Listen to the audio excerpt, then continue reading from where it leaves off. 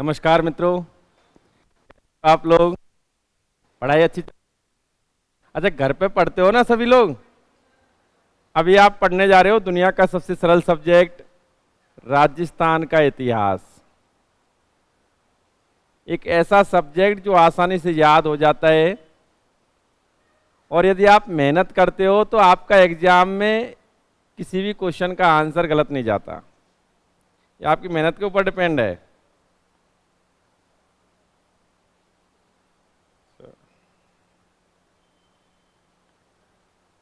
ठीक भाई। अभी इसमें विगत समय में आप जो पढ़ रहे थे मारवाड़ के इतिहास के तहत राठौड़ वंश पढ़ रहे थे। मारवाड़ या जोधपुर के राठौड़, और इसके तहत भी आप शासक पढ़ रहे थे राम मालदेव। राम मालदेव जिसका शासनकाल क्या पढ़ा जाता है? हाँ जी, 1531 से 1562। और निश्चित रूप से राम मालदेव के संदर्भ में कुछ बातें आपको प्रारंभिक दौर में बता दी गई थी। जैसा कि राम मालदेव के संदर्भ में बताया गया था कि भाई यह अपने पिता राव गंगा की हत्या करके शासक बना, अतः इसे पितृहंता भी कहा गया। वैसे अधिकांश इतिहासकार इसे पितृहंता नहीं मानते हैं, इस बात से सहमत नहीं होते हैं, क्योंकि अगर हम इसका पूरा जीवन वृत्तांत पढ़ते हैं तो कहीं ना कहीं मालदेव एक प्रभावी और एक सशक्त शासक के रूप में प्रतीत होता है। तो इसकी अच्छाइयों की वजह से कुछ इतिहासकार ये कहते हैं कि जब इतना अच्छा शासक, इतना प्रभावी शासक, इतना सशक्त शासक रहा तो इसने पापा तो नहीं मारा होगा। ठीक भाई, बाकी आपको बताया ही है, पितृहंता इसे कहा जाता है। नेक्स्ट, इसे हसरत वाला शासक भी कहा गया, इसे भारत का महान पुरुषार्थी शासक बताया गया।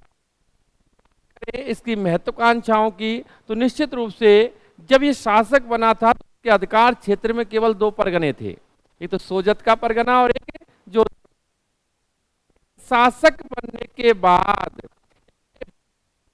58 से 60 परगनों पर अधिकार, तो कहीं ना कहीं इसकी महत्वाकांक्षा प्रतीत होती है कि शासक बनने के बाद लगातार युद्ध करना और एक बड़ा साम्राज्य खड़ा कर देना।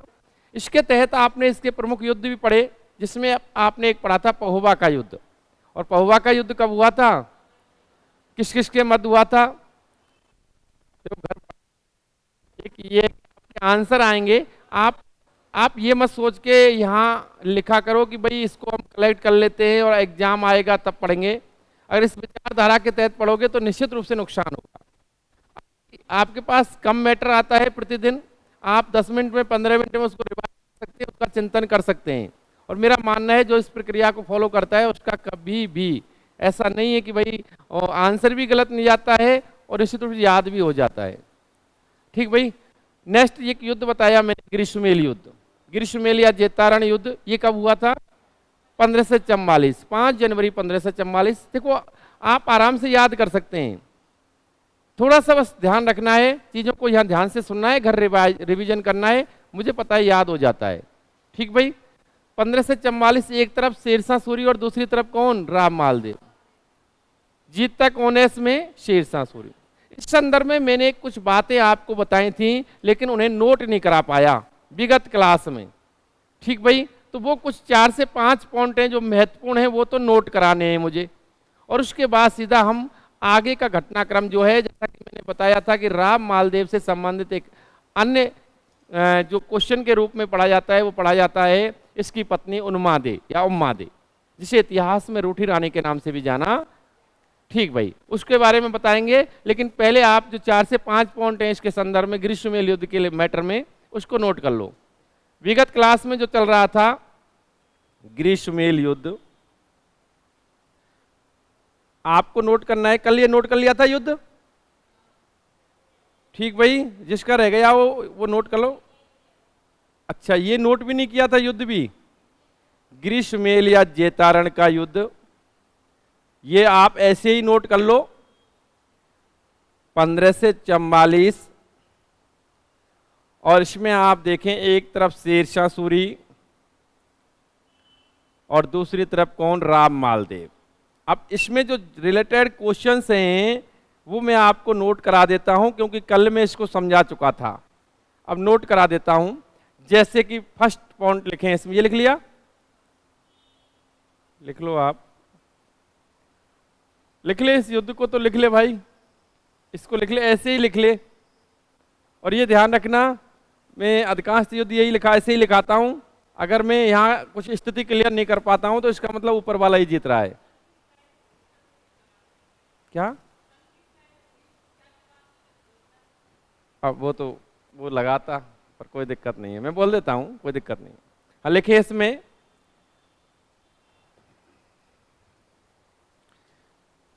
इस युद्ध से जुड़े हुए तथ्य ही है, कुछ क्वेश्चन ही है, ग्रीष्ममेल युद्ध से जुड़े हुए तथ्य।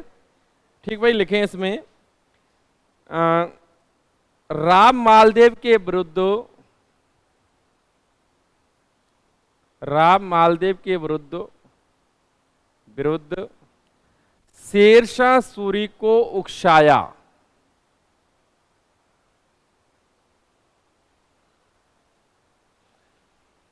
शेरशाह सूरी को उकसाया। Asha ji good afternoon. प्रियंका राधे राधे। प्रियंका कल नहीं थी तो, हाँ भाई, उकसाया डैश लगा के आंसर लिखे, किसने उकसाया था? हाँ जी, शेरशाह सूरी को उकसाया था राम मालदेव के विरुद्ध। एक तो नाम लिख दो बीरमदेव, बीरमदेव कोष्टक में लिख दो मेड़ता, और दूसरा लिख दो कल्याणमल, और कल्याणमल के बाद कोष्टक में लिख दो बीकानेर। इन बंदों ने उकसाया था किसके विरुद्ध? मालदेव के विरुद्ध। किसको? शेरशाह सूरी को। विगत क्लास में घटनाक्रम बता चुका हूं मैं।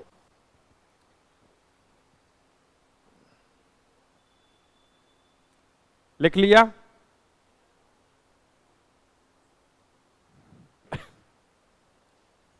नेक्स्ट लिखो, ग्रीष्ममेल युद्ध में शेरशाह सूरी के साथ उपस्थित इतिहासकार, उपस्थित इतिहासकार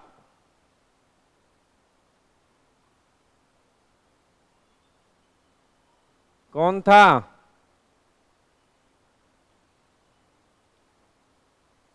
आंसर आता है अब्बास खां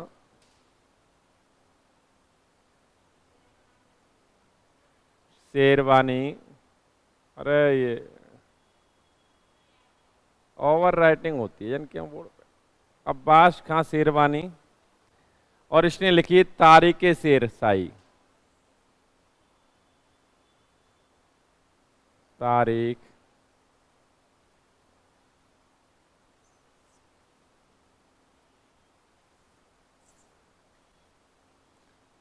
तारीख ये शेरशाही।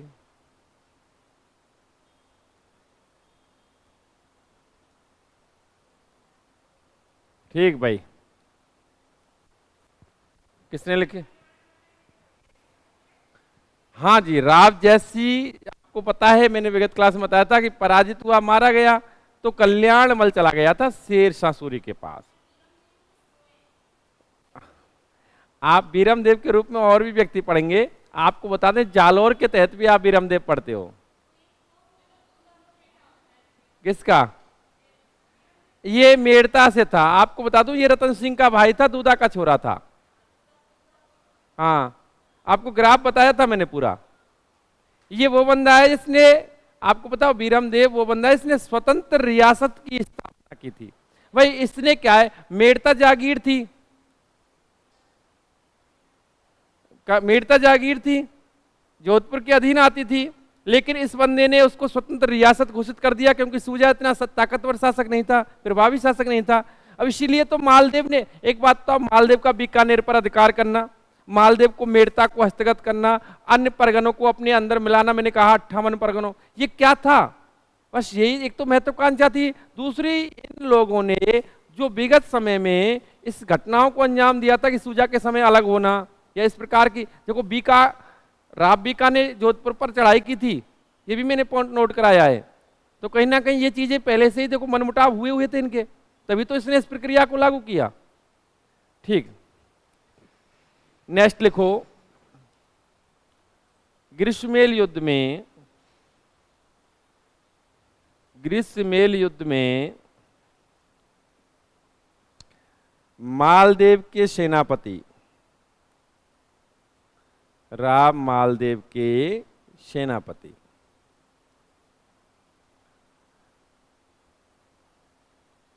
कौन थे? जैता और कूपा। बहुत नॉलेज है। जैता कूपा नोट कर दो। नेक्स्ट लिखो,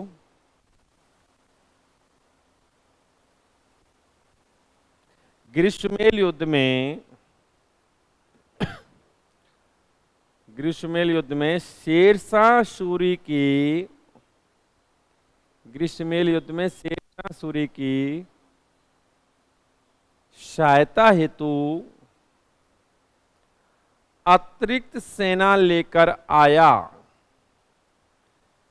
सहायता हेतु अतिरिक्त सेना लेकर आया। तो कौन आया था जी? तुम्हें ध्यान नहीं रहता। जलाल खां जलवानी। हाँ जी, जलाल खां जलवानी। अतिरिक्त सेना लेकर कौन आया था? जलाल खां जलवानी। ठीक भाई, ये क्वेश्चन ही है आपके ऑब्जेक्टिव एग्जाम्स के कितने लिए ही हैं, और सीधा सीधा ये आंसर लिख रहे हो आप, और घटनाक्रम ग्रीष्मेल युद्ध से जुड़ा हुआ है। नेक्स्ट लिखो, ग्रीष्मेल युद्ध में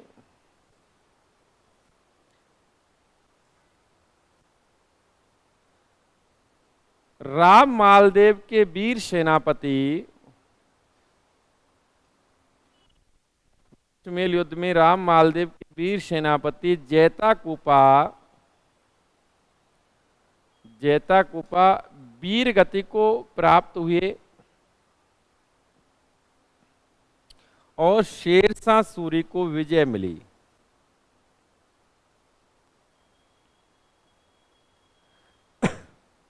विजय मिली। नेक्स्ट लिखो,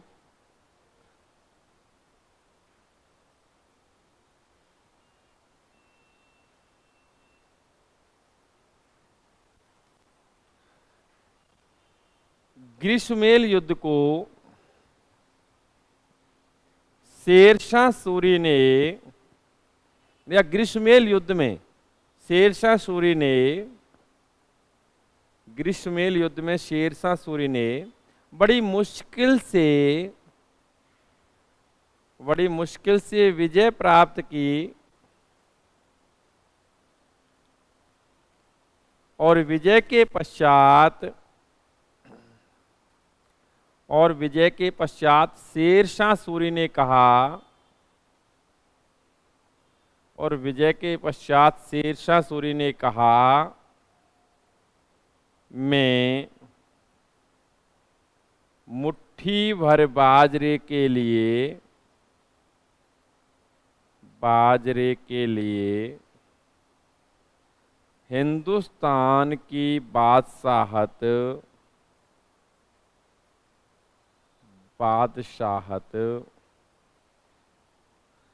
दाव पर लगा बैठा।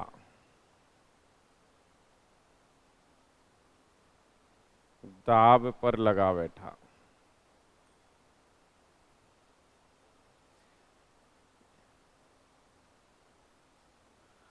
ये किसने कहा? शेरशाह सूरी ने। किस युद्ध में विजय के पश्चात कहा? बहुत नॉलेज है भाई, खतरनाक नॉलेज है आप। हाँ, सबसे जीनियस बैच है हमारा। हमें ध्यान से सुने। नेक्स्ट लिखें,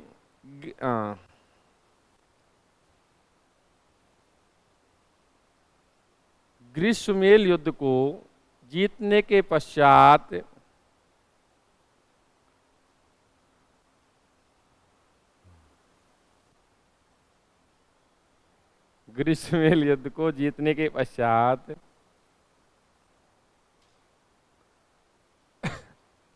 शेरशाह सूरी का जोधपुर पर अधिकार हो गया। और शेरशाह सूरी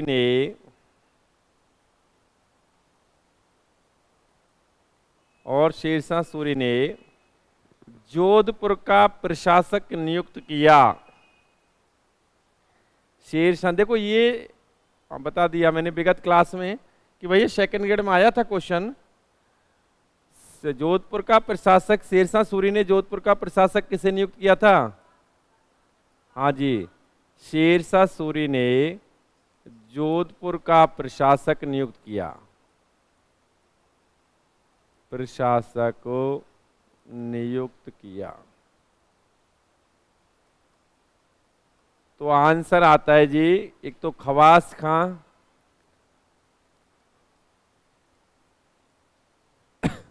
और एक आता है, एक और नाम आता है इसके अलावा एक सहयोग हेतु एक बंदा और था, ईशा खान नियाजी।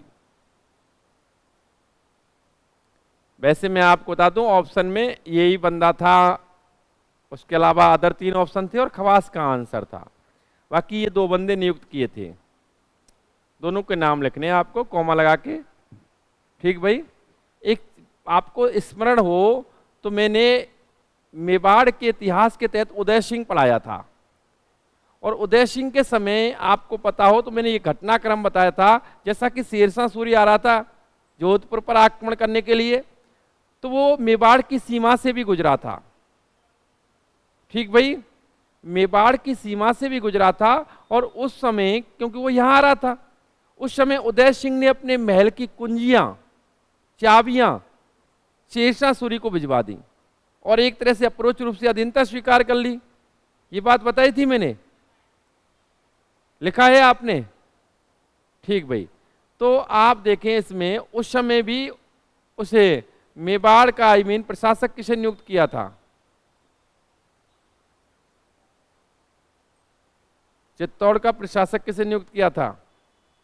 नहीं लिखाया मैंने भाई। शेरशाह सूरी ने चित्तौड़ का प्रशासक किसे बनाया था? मैं आपको बताऊं, क्योंकि आपकी गवर्नमेंट किताब में दे रखा है कि खवास खां को ही नियुक्त किया था। अब खवास खां को वहां भी नियुक्त किया था और खवास खां को यहां भी नियुक्त किया था, क्योंकि खवास खां का 2 जगह का जिम्मा था। अतः इसके साथ किसको नियुक्त किया था? ईसा खां नियाजी। इस बंदे का नाम इतना हाईलाइट नहीं होता है, एक्चुअली खवास खां का ही नाम हाईलाइट होता है। दूसरी बात यह है कि 1544 में आपने घटनाक्रम देखा, 1545 में इसकी शेरशाह सूरी की मृत्यु हो जाती है। वही कालिंजर अभियान के दौरान बम फोड़ रहा था ये, और बम के साथ खुद भी फूट गया। ठीक, मर गया ये, मर जाने दो। और जैसे ही शेरशाह सूरी की मृत्यु हुई, इधर मालदेव ने इनको किक लगा दी और जोधपुर पर पुनः अधिकार कर लिया। इधर चित्तौड़ से किक लगी चुकी थी। तो कुल मिलाकर के ये बंदे इतना ही समय यहाँ पर रहे, आपको देखना चाहिए, क्योंकि 1545 से मृत्यु हो गई थी किसकी? शेरशाह सूरी की। हो जाने दो। हाँ, कालिंजर अभियान के दौरान, वो तो आप इंडियन हिस्ट्री में पढ़ेंगे ही पढ़ेंगे, क्योंकि आपको जब मुगल काल पढ़ाया जाता है, मुगल काल में बीच में आपको देखते हैं 1540 से लेकर 1555 तक पढ़ाया जाता है सूरी वंश। कौन सा पढ़ाया जाता है? सूरी वंश। ठीक भाई, नेक्स्ट अब देखो, इसमें मैंने ये बता दिया, ये पॉइंट आपने नोट कर लिए। ग्रीष्ममेल युद्ध से रिलेटेड कुछ महत्वपूर्ण पॉइंट थे। बाकी की अब इसके बाद अगर हम घटनाक्रम देखें तो ध्यान से सुनना। मैंने बताया एक रूठी रानी, इसके बारे में और जाने, जो मालदीव से रिलेटेड ही हैं। रूठी रानी बड़ा चर्चित नाम है राजस्थान इतिहास में। इसके संदर्भ में आप जानते होंगे रूठी रानी किसकी पत्नी थी? राम मालदेव की। ठीक भाई, एक्चुअली हम वर्क करें तो रूठी रानी, जिसका वास्तविक नाम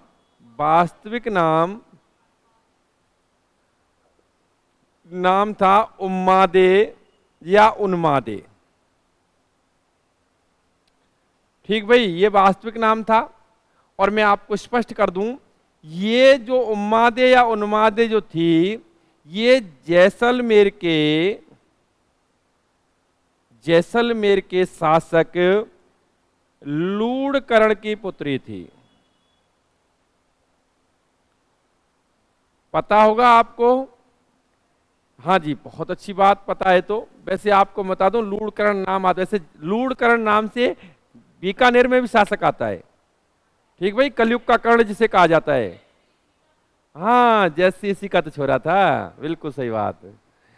ठीक भाई, लूणकर्ण को बीकानेर के इतिहास कहते हैं, जब राठौड़ वंश में। अब देखो एक बात बताओ, पृथ्वीराज राजस्थान इतिहास में, अरे ये चालू कर दो। पृथ्वीराज राजस्थान के इतिहास में आपको बता दें 6 पढ़े जाते हैं। कितने? 6। चाहे वो चौहान हो, सिसोदिया हो, राठौड़ हो, चाहे कछवा हो। ठीक भाई, एक्चुअली बात यह है कि 3 तो चौहानों में ही आ जाते हैं। 3 तो चौहानों में आ गए, फर्स्ट, सेकंड, थर्ड, तृतीय ही तो है ये राय पिथौरा, और 3 तो उसमें ही फिक्स हो गए। एक सिसोदिया, उड़ना राजकुमार। एक आप राठौड़ में पढ़ते हो, जिसे आप पता हो तो आपको पाथल पीथल सुना होगा। पीथल किसे कहा है? पृथ्वीराज राठौड़ को। और इधर आप एक देखते हो कछवा, पृथ्वीराज कछवा, जो खानवा युद्ध में सहायता हेतु गया था। तो 6 हो गए। ऐसे ही देखो, मैं आपको स्पष्ट कर दूं, राजस्थान इतिहास में एक नाम से अलग अलग रियासतों में या एक ही रियासत में कई बंदे हुए हैं। आप नॉर्मली अपने गांव में ही देख लो भाई, गांव में पप्पू नाम से 2-3 बंदे मिल जाएंगे। ठीक है, तो इसका मतलब है एक गांव में मिल सकते हैं तो एक रियासत में क्यों नहीं मिल सकते? ध्यान से सुने, तो लूणकर्ण यहाँ भी है, जैसलमेर में और बीकानेर में। और ये वो लूणकर्ण है, आपने इतिहास के तहत जब आप राजस्थान के प्रमुख शाखे पढ़ते हो, और उन शाखों के अंतर्गत एक 2.5 शाखा पढ़ा जाता है। जैसलमेर के अंतर्गत जो 2.5 शाखा के लिए प्रसिद्ध रहा, दुर्ग जैसलमेर का किला 2.5 शाखे के लिए प्रसिद्ध रहा। अर्थात 2.5 शाखे का मतलब, हाँ जी, एक अर्ध शाखा भी हुआ था। 2 शाखे हुई और एक अर्ध शाखा हुआ। ठीक भाई, अर्ध शाखा जो हुआ था वो इसी लूणकर्ण के समय हुआ था। किसके समय हुआ था? इसी 15 से 50 में जो अर्ध शाखा पढ़ा जाता है, जैसलमेर का अर्ध शाखा, वो इसी के समय हुआ था। और शायद घटनाक्रम से आप वाकिफ होंगे, अर्ध शाखा क्यों कहा जाता है उसे। पता होगा सब छोरों को? किसी को नहीं पता? किसी को भी नहीं पता?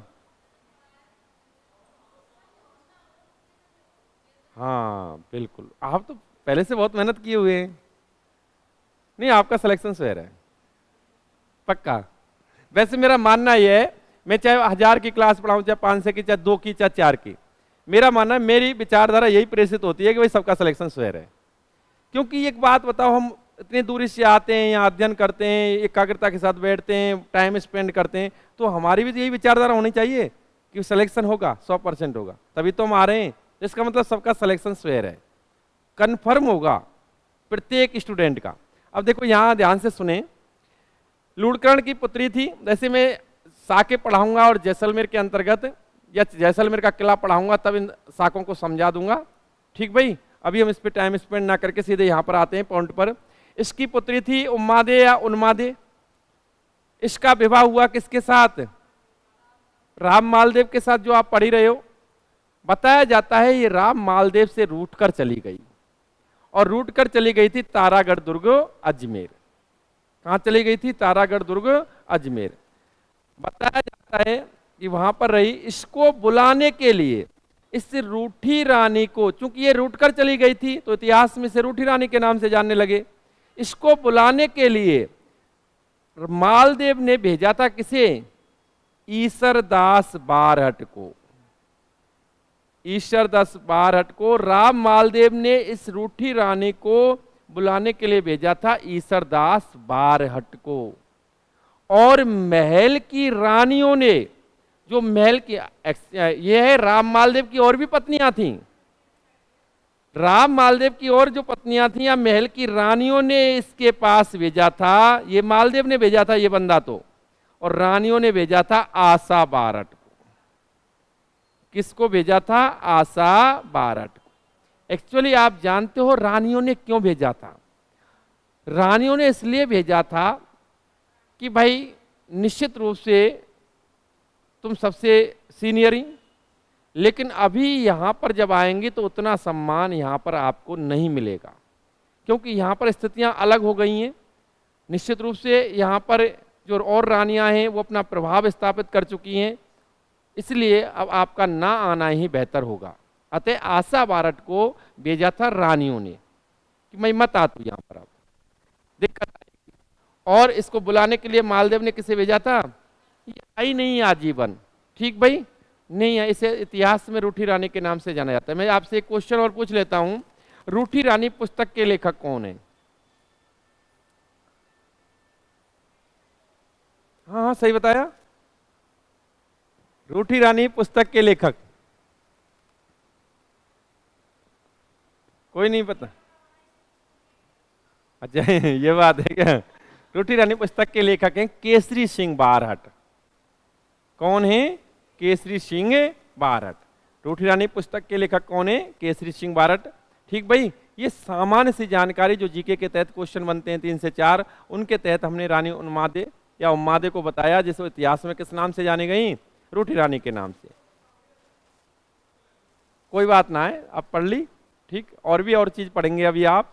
ठीक, ऑब्जेक्टिव टाइप में जब हम आपको वर्क करवाएंगे तो और भी कुछ नई चीजें और निकल के आएंगी, बहुत ही रोचक आएंगी। अभी आप नोट करें, आप लिखें रूठी रानी, अंडरलाइन करें, डैश लगा के लिखें